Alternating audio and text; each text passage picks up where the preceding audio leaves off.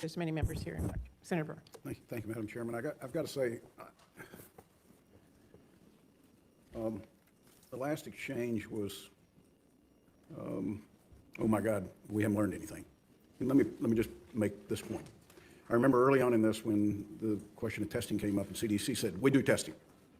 And CDC demanded to do the test. And we lost weeks. And I'm not here to evaluate data, Tony, that's your job, and Rochelle and others.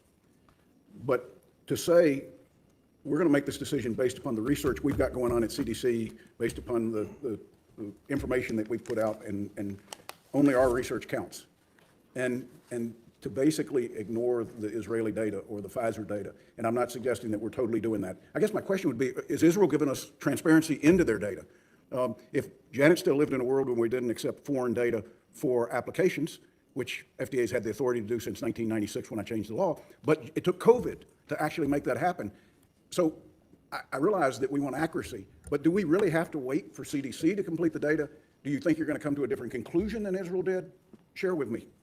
Thank you for that question, Senator. Absolutely not. We have to have collaboration across the globe because this is a global problem. So we've already had 2 conversations with Israel. We have data sharing from our collaboration, from our cohorts, as well as from theirs. We've also been in discussions with the UK to see what data they have, because of course they're several weeks ahead of us in the Delta variant. So we intend to leverage all of the data we have around the world to share liberally with other countries, and in the hopes that they will share with us so that we can make the proper decisions here in this country and around the world. Is there reason to believe that the Israeli data is flawed? I'm sorry? Is there reason to believe the Israeli data is flawed? You know, we are in discussions, epidemiologic discussions. There are numerous cohorts in Israel, those in the Ministry of Health, those in their healthcare systems, and we have seen some of their data. They're actually continuing to analyze the data, and so we're in those active epidemiologic conversations. My only point is they've made a decision to do boosters based upon their data, and we're saying we're still going to work out through our research to determine, and that's where you begin to lose the trust of the American people in our healthcare experts. In April, the Biden administration announced a $1 billion commitment for sequencing at CDC. To date, only 844 cases from North Carolina have been sequenced according to CDC's website. We had over 1 million cases. It seems there's a major problem again at CDC. Let me just ask you, in CDC's recent updated mask guidance for schools, it says communities should use local outbreak data to make decisions. Yet I would challenge you that if only 844 cases have been sequenced, those local people don't have the data they need to make that determination as to what the policy is going to be at a local level. Would you agree?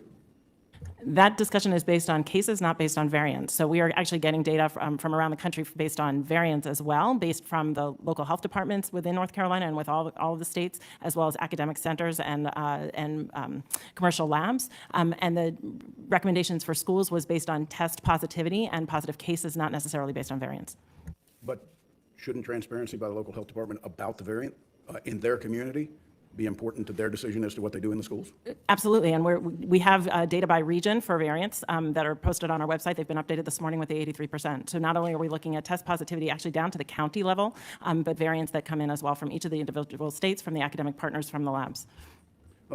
Dawn, I know you've only been there 3 weeks. What are your plans to address the pressure that the flu is going to cause on the system? Ranking Member Burr, thank you for that question. That's been something that we've been, the ASPR team has been considering and planning for over the last several months. There's now an interagency process set up by the White House supply chain coordinator that ASPR has been actively participating in, working with manufacturers of both flu vaccines and COVID vaccines to make sure that the supplies are there so we have access to both vaccines as we head into the fall. But it is something that we will continue to monitor and recalibrate if needed, so we're sure that we can do both at the same time. At this point, our planning assumptions suggest that we can, but I will continue to monitor that. Thank you, Chairman. Senator King.